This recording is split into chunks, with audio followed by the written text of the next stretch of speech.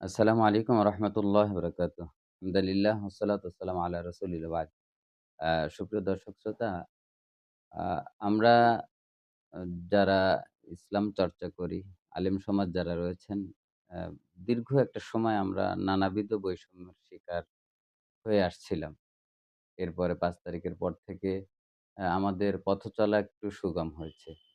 কিন্তু এটা ধরে রাখা মুশকিল। আ কেননা আমাদের মধ্যেও আবার বিভাজন বেশি। কিন্তু আমরা মুসলিম উম্মাহ, আলেম ওলামা কাজাসাদিন ওয়াহিদা অঙ্গের ন্যায় থাকার কথা ছিল। এবং আল্লাহ তাআলা বলেছেন, "ইন্নাল্লাযীনা ফাররাকু দীনাহুম ওয়া কানু শিয়া'আন লাস্তা মিনহুম ফি শাই।" আপনি তাদেরকে বলে দেন যারা এরকম দলে, দলে বিভক্ত হয়ে যায় তারা আমার উম্মত নয়। এরপরে ওয়া'তাসিমু বিহাবলিল্লাহি জামিয়া। তারপরেও কিন্তু we are very divided nation. মানে আমরা জাতিগতভাবেই আমরা ঐক্য নষ্ট করি, আমাদের ভিতরে বিভাজন।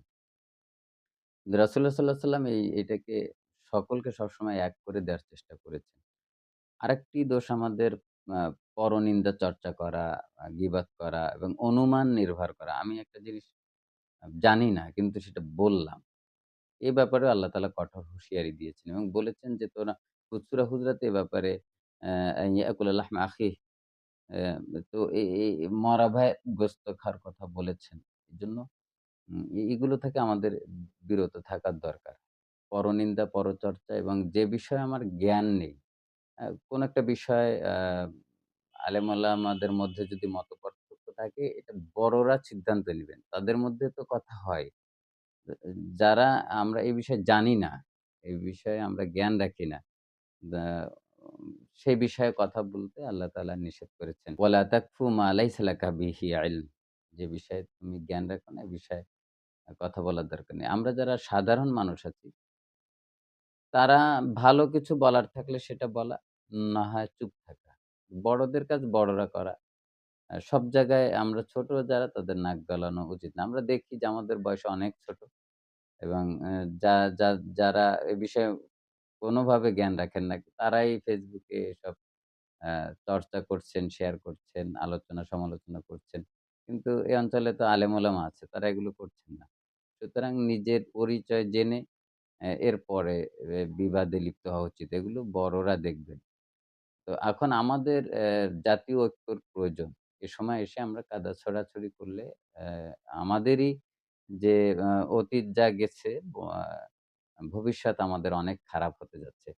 যাই হোক ইমাম হিসাবে আমাদের সবকিছুই ওপেন সিক্রেট থাকা ভালো। বিগত বছরগুলোতে আমি আমার ব্যাপারগুলোকে সবসময় ওপেন সিক্রেট করে রেখেছি।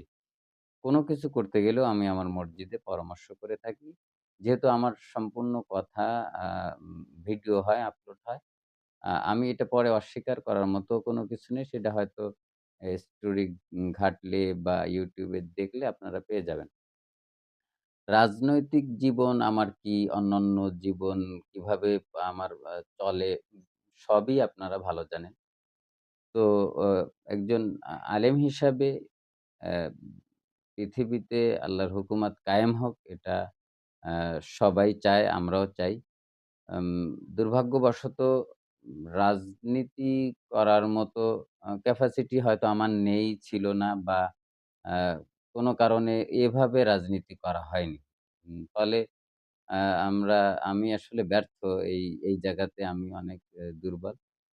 তবে অ্যা ছোটবেলা থেকে যেহেতু দাদা এবং বাবা চরমোনার সাথে সম্পৃক্ত ছিল, সেই হিসাবে ইসলামী আন্দোলনের সাথে ধারাবাহিক একটা ওঠা-বসা চলাফেরা ছিল, আমাদের আছে।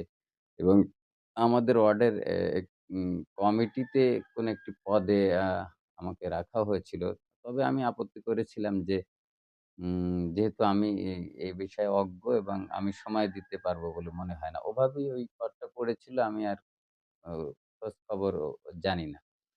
কিন্তু বিগত অনেকদিন থেকেই এই যে আ আওয়ামী লীগ সরকার থাকাকালীন সময়ে যেহেতু জামাত একটি নিষিদ্ধ দল ছিল, নিবন্ধন বাতিল ছিল।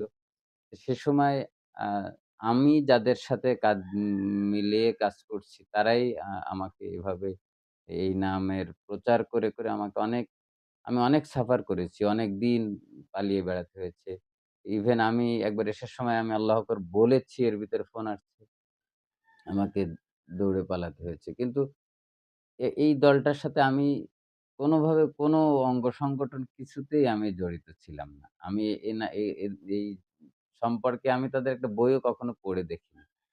তো যতগুলো ইসলামী আন্দোলন বাংলাদেশের প্রোগ্রাম হয়েছে, প্রত্যেকটা প্রোগ্রামগুলোতে ২-১ টা মিসিং হলে হতে পারে। কিন্তু সবগুলো প্রোগ্রামে আমি উপস্থিত থেকেছি। অনেক সময় বক্তব্য দিয়েছি। সেগুলো ভিডিও আছে, মিছিল মিটিং যতগুলো অ্যাম তাদের মিছিল মিটিং হয়েছে সব জায়গাতেই আমি ছিলাম।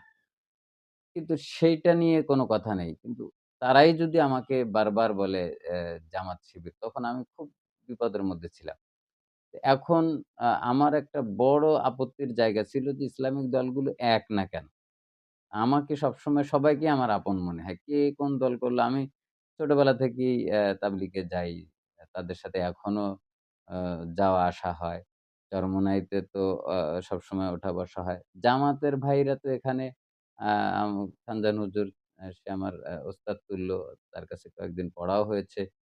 ফারুক ভাই আমার সিনিয়র ছাত্র ভাই। তো সঙ্গত কারণেই তাদের সাথে তো ওঠা-বসা করতেই হয়। তো সবার সাথেই আমার আ ওঠা-বসা। তার মানে এই না যে আমি আ ওঠা-বসা কারো সাথে করলেই সে বড় এক লিডার হয়ে গেল।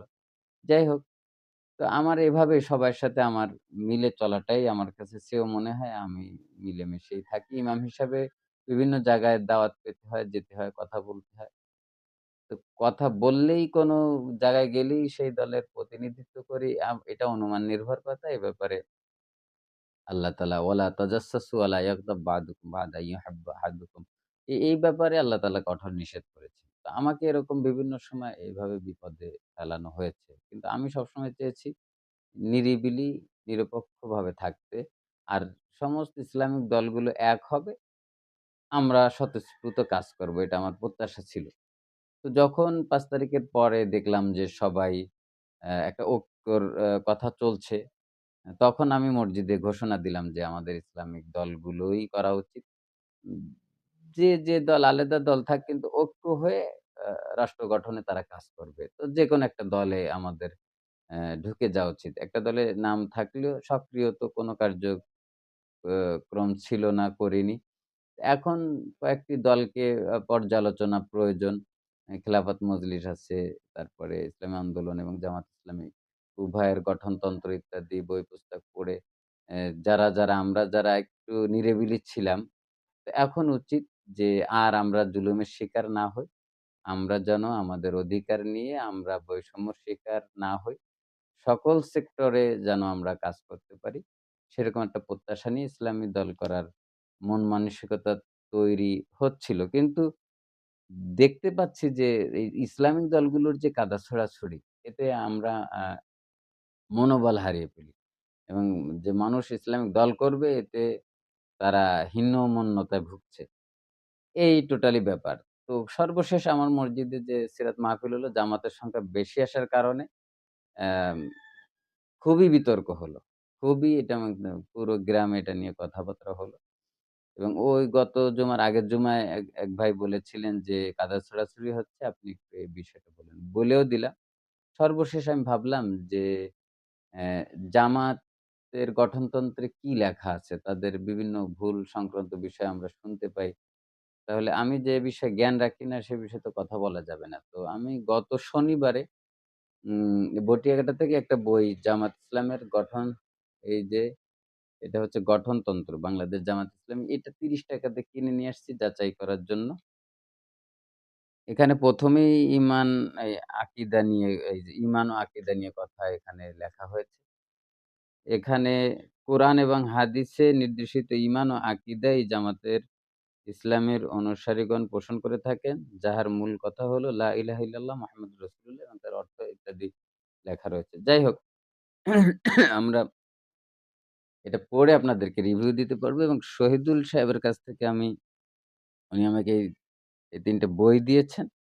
এই যে চরিত্র গঠনে মৌলিক উপাদান, তারপরে রিপোর্ট বই এবং ইসলামী আন্দোলন এবং সংগঠন পদ্ধতি। এটা আমি এখন ১ পৃষ্ঠা পড়ে দেখিনি। এটাও পড়ে দেখিনি। আজকের আ হচ্ছে ৫ অক্টোবর ২০২৪ এ পর্যন্ত আমি সাংগঠনিকভাবে কোনো দলের লিডারও না, প্রতিনিধিত্বও করছি না। আমরা একটা পর্যালোচনা করছি বিভিন্ন দল। দেখি আলহামদুলিল্লাহ আমাদের ঐক্যবদ্ধ হয়ে কাজ করতে হবে এবং যে দল রাষ্ট্র গঠনে ভূমিকা রাখতে পারবে ভালো এরকম একটি দল আমি কেন সবারই ইসলামিক দল চয়েস করে ঢুকে গিয়ে মানুষের অধিকার নিশ্চিততে কাজ করতে হবে। তবে মানুষের বিস্তারিত না জেনে তাকে অনুমান নির্ভর করা এটা অত্যন্ত আ জঘন্য কাজ, গুনাহের কাজ।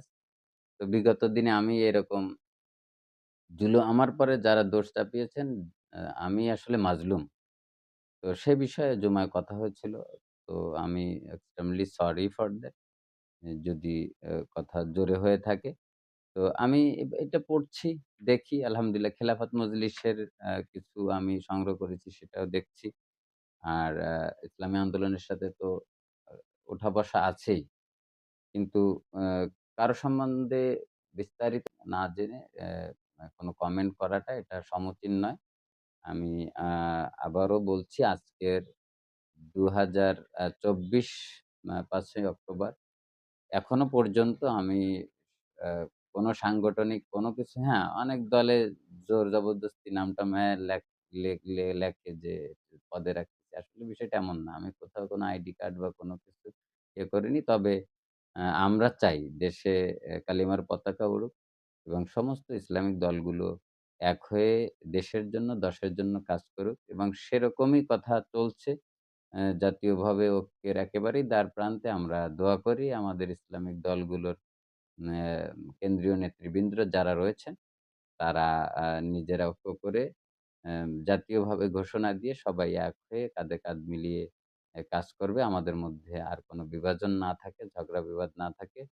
বিশেষত মহল্লার যারা ছোট, তোমরা যারা ছোট রয়েছো আমি বিনয়ের সাথে বলব, যে বিষয়ে তোমাদের জ্ঞান নেই তোমরা এটা Facebook এ কাদা ছড়াছড়ি না করলেই ভালো হবে। এটা বড়দের জন্য ছেড়ে দেয়া ভালো। তারাই এটা মীমাংসা করবে। ওমা তৌফিক ইল্লা বিল্লাহ। আসসালামু আলাইকুম ওয়া রাহমাতুল্লাহি ওয়া বারাকাতুহু।